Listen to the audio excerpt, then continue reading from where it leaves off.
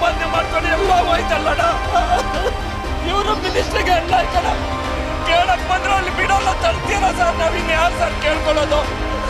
ಸಾಯಂಕಾಲ ಅಷ್ಟೊತ್ತಿಗೆ ಎಲ್ಲ ಹೆಸರು ಬಂದ್ಬಿಟ್ಟು ಸತ್ತೋಗ್ತೀನಿ. ಎಲ್ಲ ಕಿತ್ಕೊಂಡ್ಬಿಟ್ಟು ಬರ್ಕೊಂಡು ರಕ್ತದಲ್ಲಿ ಬರ್ಕೊಂಡು ಬಂದಿದ್ದೀನಿ.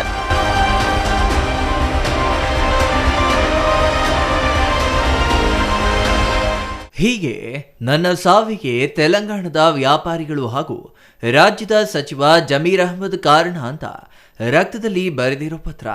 ಇನ್ನು ಅದೇ ಡೆತ್ ನೋಟ್ ತಂದು ಸಚಿವ ಜಮೀರ್ ಸಮ್ಮುಖದಲ್ಲೇ ನನಗೆ ಹಣ ಕೊಡಿಸಿ, ಇಲ್ಲವಾದಲ್ಲಿ ನಾನು ವಿಷ ಕುಡಿದು ಸಾಯ್ತೀನಿ, ನೇಣು ಹಾಕೋತೀನಿ ಅಂತ ಆಕ್ರೋಶ ಹೊರಹಾಕಿ ಕಣ್ಣೀರು ಹಾಕ್ತಿರೋ ಈತನ ಹೆಸರು ರಾಮಕೃಷ್ಣ ಅಲಿಯಾಸ್ ಜೊನ್ನಲಕಿಟ್ಟಿ. ಚಿಕ್ಕಬಳ್ಳಾಪುರ ತಾಲೂಕಿನ ಪೆರೇಸಂದ್ರ ಬಳಿಯ ದಿಗೂರು ನಿವಾಸಿ. ದಕ್ಷಿಣ ಭಾರತದಲ್ಲೇ ಅತಿ ಹೆಚ್ಚು ಮೆಕ್ಕೆಜೋಳದ ಬಿಸಿನೆಸ್ ಮಾಡುವ ಈ ರಾಮಕೃಷ್ಣ ಕಳೆದ 4-5 ತಿಂಗಳ ಹಿಂದೆ ಹೈದರಾಬಾದ್ನ ಅಕ್ಬರ್, ಸದ್ದಾಂ, ನಾಸೀರ್ ಅನ್ನೋ 3 ಅಣ್ಣ ತಮ್ಮಂದಿರಿಗೆ 1,89,00,000 ರೂಪಾಯಿ ಮೆಕ್ಕೆಜೋಳ ಸೇಲ್ ಮಾಡಿದ್ರ. ಆದರೆ 3 ಅಣ್ಣ ತಮ್ಮಂದಿರು ರಾಮಕೃಷ್ಣಗೆ ಹಣ ನೀಡದೆ ಸತಾಯಿಸುತ್ತಿದ್ರ. ಇದರಿಂದ ನೊಂದ ರಾಮಕೃಷ್ಣ ಪೆರೇಸಂದ್ರ ಪೊಲೀಸ್ ಠಾಣೆಯಲ್ಲಿ ಅಕ್ಬರ್, ಸದ್ದಾಂ, ನಾಸೀರ್ ವಿರುದ್ಧ ದೂರು ದಾಖಲಿಸಿದ್ರ. ಹೀಗಾಗಿ ಪೆರೇಸಂದ್ರ ಪಿಎಸ್ಐ ಜಗದೀಶ್ ರೆಡ್ಡಿ ಅಕ್ಬರ್ ಪಾಷಾನನ್ನ ಬಂಧಿಸಿ ಕರೆ ತಂದಿದ್ರ. ಈ ವೇಳೆ ಪಿಎಸ್ಐಗೆ ಕರೆ ಮಾಡಿ ಮಾತನಾಡಿದ್ದ ಸಚಿವ ಜಮೀರ್ ಅಹ್ಮದ್ ಅವರು ನಮ್ಮ ರಿಲೇಷನ್ ಇದ್ದಾರೆ, ಸ್ವಲ್ಪ ಟೈಮ್ ಕೊಡಿ, ಸೆಟಲ್ ಮಾಡಿಕೋತಾರೆ ಅಂತ ಮಾತನಾಡಿದ್ರ. ಈಗ ಇದೇ ಮಾತು ಸಚಿವ ಜಮೀರ್ ಅಹ್ಮದ್ ವಿರುದ್ಧ ಆಕ್ರೋಶಕ್ಕೆ ಕಾರಣವಾಗಿದೆ. ಹಲೋ ಸರ್, ನಮಸ್ತೆ ಸರ್. ಸರ್ ನಮಸ್ತೆ ಬ್ರದರ್. ಏನಿಲ್ಲ, ನಮ್ಮ ಹೈದರಾಬಾದ್ ನಮ್ಮ ಅಕ್ಬರ್ ಬಿನ್ ತಬರ್ ಅಂತ ರಿಲೇಷನ್ ಯಾವುದೋ ಒಂದು ದುಡ್ಡು ಕೊಡ್ಬೇಕಾಗಿತ್ತಂತ ಯಾರಿಗೋ, ಅಕ್ಬರ್ ಪಾಷಾ ಅಂತ ಏನು ಹೈದರಾಬಾದ್ ಇಂದ ಕರ್ಕೊಂಡ್ ಬಂದಿರಂತ ಏನು? ಹೌದು ಸರ್, ಅದೊಂದು ಚೀಟಿಂಗ್ ಕೇಸ್ ಆಗಿದೆ ಸರ್, ಇಲ್ಲಿ ಫೈರ್ ಆಗಿದೆ.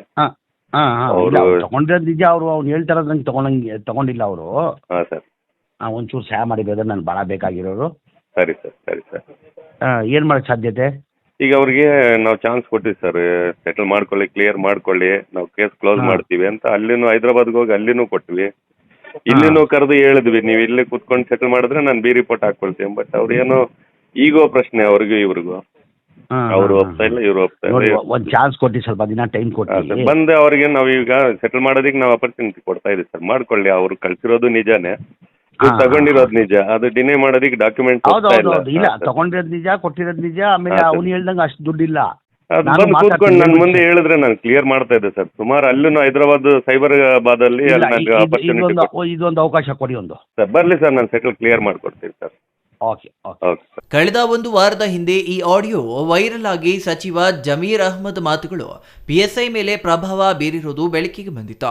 ಇದರ ಬೆನ್ನಲ್ಲೇ ಇಂದು ಚಿಕ್ಕಬಳ್ಳಾಪುರ ನಗರದ ಶಾದಿ ಮಹಲ್ಗೆ ಕಾರ್ಯಕ್ರಮ ನಿಮಿತ್ತ ಆಗಮಿಸಿದ್ದ ಸಚಿವ ಜಮೀರ್ ಅಹ್ಮದ್ ಎದುರೇ ಆಗಮಿಸಿದ ದೂರುದಾರ ರೈತ ಹಾಗೂ ವ್ಯಾಪಾರಿ ರಾಮಕೃಷ್ಣ ರಕ್ತದಲ್ಲಿ ಬರೆದ ಡೆತ್ ನೋಟ್ ಹಿಡಿದು ಬಂದು, ಸರ್ ನನಗೆ ಹಣ ಕೊಡಿಸಿ, ಇಲ್ಲಾಂದ್ರೆ ಡೆತ್ ನೋಟ್ ತಂದಿದ್ದೀನಿ, ನಾನು ವಿಷ ಕುಡಿದು ನೇಣು ಹಾಕೊಂಡು ಸಾಯ್ತೀನಿ ಅಂತ ಸಚಿವ ಜಮೀರ್ ಅಹ್ಮದ್ ಎದುರೇ ಕಣ್ಣೀರು ಹಾಕಿದ್ರ. ಈ ವೇಳೆ ರಾಮಕೃಷ್ಣ ವಿರುದ್ಧವೇ ಸಚಿವ ಜಮೀರ್ ಸಿಡಿಮಿಡಿಗೊಂಡ್ರ. ವ್ಯಾಪಾರಿ ರಾಮಕೃಷ್ಣನನ್ನ ಸಮಾಧಾನ ಮಾಡಿ ಪೊಲೀಸರು ಕಾರ್ಯಕ್ರಮದಿಂದ ಹೊರಗೆ ಕರೆತಂದ್ರ.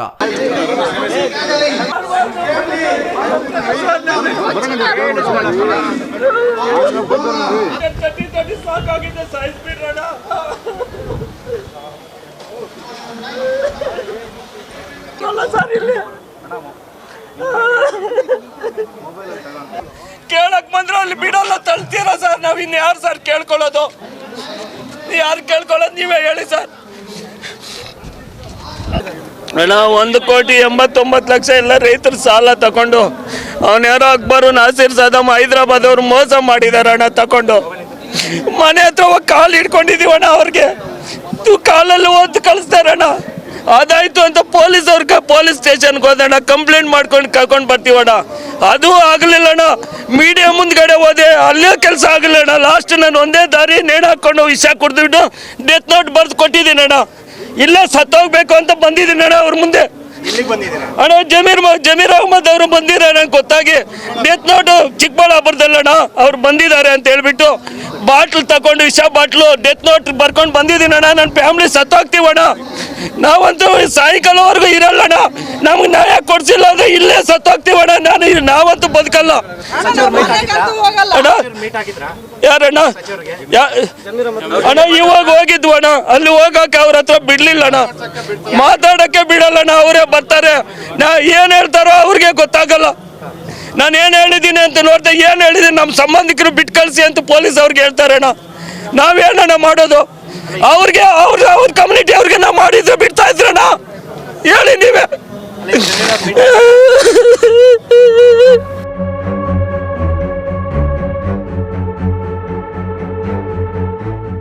ಕಾರ್ಯಕ್ರಮ ಮುಗಿದ ನಂತರ ಈ ಬಗ್ಗೆ ಮಾತನಾಡಿದ ಜಮೀರ್ ಅಹ್ಮದ್ ಘಟನೆಯ ಬಗ್ಗೆ ಸ್ಪಷ್ಟನೆ ನೀಡಿ, ನಾನು ರೈತರಿಗೆ ಅನ್ಯಾಯ ಆಗಲು ಬಿಡುವುದಿಲ್ಲ. ನಾಳೆಯೇ ತೆಲಂಗಾಣದ ಉದ್ಯಮಿ ಅಕ್ಬರ್ನನ್ನ ಕರೆಸಿ ಅವರಿಗೆ ಹಣ ಸೆಟಲ್ಮೆಂಟ್ ಮಾಡಿಕೊಳ್ಳುವಂತೆ ಹೇಳುತ್ತೇನೆ ಅಂತ ಚಿಕ್ಕಬಳ್ಳಾಪುರದಿಂದ ಹೊರಟ್ರ. ರಾಮಕೃಷ್ಣ ಅಂತ ಯಾರೋ ಬಂದಿದ್ರು ರೈತರ ಕಡೆಯವರು, ಅವ್ರಿಗೆ ನೇರವಾಗಿ ನಾನು ಕೇಳಿದೆ, ನಾನು ಏನ್ರಿ ಮಾತಾಡಿದೆ, ಈಗ ನಾವು ಸರ್ಕಾರದಲ್ಲಿ ಮಂತ್ರಿ ಇದ್ದೀನಿ, ಯಾರನ್ನ ಏನಾಗ್ತದೆ ಸಹಾಯ ಮಾಡಿ ಅಂತ ನಮ್ಮ ತಾವು ಬರ್ತಾರೆ. ಯಾರೋ ತಬರ್ ಅಂತವರು ಬಂದರು, ಯಾರೋ ಅಕ್ಬರ್ ಅಂತವ್ರನ್ನ ಏನೋ ಅರೆಸ್ಟ್ ಮಾಡಿಬಿಟ್ಟಿದ್ದಾರೆ. ಈ ಥರ ದುಡ್ಡು ಯಾರಿಗೂ ಕೊಡ್ಬೇಕಂತ ಹೇಳ್ಬಿಟ್ಟು ದುಡ್ಡು ತೊಗೊಂಡಿರೋದು ನಿಜ, ಅವ್ರು ಹೇಳೋಷ್ಟು ದುಡ್ಡಿಲ್ಲ, ಕಡಿಮೆ ಇದೆ ದುಡ್ಡು, ಅದೇನಿರೋದು ಕೂತ್ಕೊಂಡು ಕಾಂಪ್ರಮೈಸ್ ಮಾಡೋಪ್ಪ ಅಂತ ಹೇಳಿರೋದು. ನಾನು ಅವ್ರನ್ನ ಬಿಟ್ಬಿಡಿ, ಇಲ್ಲಿಗಲ್ ಆಗಿಬಿಡಿ, ದುಡ್ಡು ತೊಗೊಂಡ್ಬಾರ್ದು ಅಂತ ಏನಾರು ಹೇಳಿದ್ದೀನ ಫೋನಲ್ಲಿ ಏನು ಹೇಳಿದ್ದೀನಿ ನಾನು? ನೋಡ್ರಿ, ಯಾರೋ ಅಕ್ಬರ್ ಅಂತ ಇದ್ದಾರೆ ಅಂತ ಅರೆಸ್ಟ್ ಮಾಡ್ಕೊಂಡು ಬಂದಿರಂತೆಲ್ಲ, ಅವ್ನು ದುಡ್ಡು ತೊಗೊಂಡಿರೋದು ನಿಜ. ಅದು ಅವ್ನು ಕೂತ್ಕೊಂಡು ಅಷ್ಟಿಲ್ಲ, ಅವ್ರು ಹೇಳೋಷ್ಟು ಅಷ್ಟಿಲ್ಲ, ದುಡ್ಡು ಕಡಿಮೆ ತೊಗೊಂಡಿದ್ದಾರೆ ಅಂತ ಕೂತ್ಕೊಂಡು ರಾಜಿ ಮಾಡಿ ಸೆಟಲ್ ಮಾಡಿರಿ ಅಂತ ಹೇಳಿದ್ದೀನಿ. ತಪ್ಪೇನಿದೆ? ಅದು ತಪ್ಪೇನಿದೆ? ಆಮೇಲೆ ಅಕ್ಬರೂ ಲೋಕಲ್, ಅವ್ನು ಚಿಕ್ಕಬಳ್ಳಾಪುರವನೇ, ಅಕ್ಬರ್ ಮೂಲತಃ ಅವನು ಚಿಕ್ಕಬಳ್ಳಾಪುರವೇ. ಈಗ ನಮ್ಮ ತಾವು ಬರ್ತಾರೆ ಸಹಾಯಕ್ಕೆ, ಈಗ ನಸೀರ್ ಅಹಮದ್ ಸಾಹೇಬ್ರದ್ದು 1,000 ಜನ ಬರ್ತಾರೆ, ನಮ್ಮ ತಾವು ಬರ್ತಾರೆ. ನಾನು ಫೋನ್ ಮಾಡಿ ಇಲ್ಲಿಗೆಲ್ಲ ಬಿಡ್ಬಿಡಿ ಅವನ್ನ, ದುಡ್ಡು ಕಲೆಕ್ಟ್ ಮಾಡೋಂಗಿಲ್ಲ ಹಂಗೇನಾದ್ರು ಹೇಳಿದ್ದೀನಿ ನಾನು. ಈಗ ಅವ್ರು ತೊಗೊಂಡಿದ್ರೆ ಅವ್ರು ಕೊಳ್ಳೇಬೇಕು. ಈಗ ತೊಗೊಂಡಿದ್ದಿದ್ರೆ, ಈಗ ರಾಮಕೃಷ್ಣಗೆ ಅದು ಹೇಳಿದೆ, ನಾವು ಯಾರಿಗೂ ಅನ್ಯಾಯ ಮಾಡಲ್ಲ, ನಾವು ಯಾರಿಗೂ ಇದು ಮಾಡೋಕ್ಕೆ ಹೋಗಲ್ಲ. ಅವನೇನಾದ್ರು ಅಕ್ಬರ್ ತೊಗೊಂಡಿಗೆ ಲೀಗಲ್ ಆಗಿ ತೊಗೊಂಡು ನೀವು ವಸೂಲಿ ಮಾಡ್ಕೊಳ್ಳಿ, ನೀವು ಕಾನೂನು ಪ್ರಕಾರ ವಸೂಲಿ ಮಾಡ್ಕೊಳ್ಳಿ. ಈಗ ನಾನೇನಂದೆ ಅವತ್ತು ಫೋನಲ್ಲಿ, ನೋಡಿರಿ ಯಾರೋ ನನ್ನ ಸ್ನೇಹಿತರು ಬಂದು ಹೇಳಿದ್ದಾರೆ, ಯಾರು ಅಕ್ಬರ್ ಅಂತ ಹೇಳ್ಬಿಟ್ಟು ಏನೋ ಅರೆಸ್ಟ್ ಮಾಡಿದ್ರು ಅಂತೇಳಿ, ಅವ್ನು ದುಡ್ಡು ತೊಗೊಂಡಿರೋದು ನಿಜ, ಅವನು ಹೇಳೋಷ್ಟು ದುಡ್ಡಿಲ್ಲ, ಹೆಚ್ಚು ಕಡಿಮೆ ಇದೆ, ಕೂತ್ಕೊಂಡು ಮಾಡಿ ಸೆಟಲ್ ಮಾಡಿ ಅಂತ ಹೇಳಿದ್ದೀನಿ ನಾನು. ತಪ್ಪೇನಿದೆ ಅದು? ಒಂದು ನಿಮಿಷ ಗುರುಗಳೇ, ಈಗ ನಾನು ಹೇಳಿದ ತಕ್ಷಣ ಅವ್ನು ಬಿಟ್ಬಿಟ್ರಾ? ಈಗ ಅವನು 10 ದಿನ ಸ್ಟೇಷನಲ್ಲಿದ್ದ, ಕೋರ್ಟಿಗೆ ಹೋದ, ಕೋರ್ಟಿಂದ ಬೇಲ್ ತೊಗೊಂಡು ಆಚೆ ಬಂದಿರೋದು. ಈಗ ಬೇಲ್ ಕೊಟ್ಟಿರೋದು ಯಾರು? ನ್ಯಾಯಾಲಯ ಕೊಟ್ಟಿರೋದು. ಈಗ ಆ ವ್ಯಕ್ತಿ ಮಾತಾಡ್ತಿರೋಂಥ ಮಾತೇನು ಗೊತ್ತಾ ಸರ್?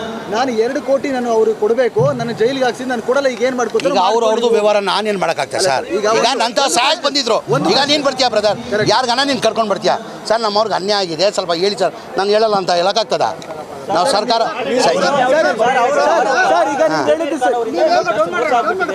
ಅವ್ರು ಏನಾರೆ ಈಗ ನಾವು ಆಮೇಲೆ ರೈತರು ಅನ್ನದಾತರು, ಅವರು ರೈತರಿಗೆ ಅನ್ಯಾಯ ಮಾಡೋದು ಪ್ರಶ್ನೆ, 1 ನಿಮಿಷ, ರೈತರಿಗೆ ಅನ್ಯಾಯ ಮಾಡೋದು ಪ್ರಶ್ನೆ ಬರಲ್ಲ. ಅವ್ರು ಅನ್ನ ಕೊಡ್ತಾರೆ, ಅನ್ನದಾತರು ಅವರು, ಅವ್ರನ್ನ ಮಾಡೋಕೆ ಅವ್ರು ರೈತರು ಅಂತಲೂ ಗೊತ್ತಿಲ್ಲ ನನಗೆ, ಯಾವ ವಿಚಾರ ಯಾರು ದುಡ್ಡು ಏನಂತ ಗೊತ್ತಿಲ್ಲ ನನಗೆ.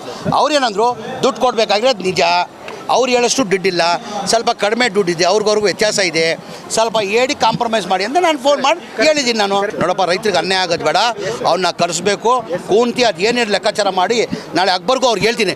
ನಂತರ ಯಾರು ಬಂದಿದ್ರು ಅವ್ರಿಗೆ ಫೋನ್ ಮಾಡಿಬಿಟ್ಟು ಅಕ್ಬರ್ ನಾಳೆ ಬಂದಂಗೆ ಮಾಡ್ತಾಯಿದ್ದೀನಿ ನಾನು, ಅಕ್ಬರು ನಾಳೆ ಬಂದಂಗೆ ಮಾಡ್ತಾಯಿದ್ದೀನಿ.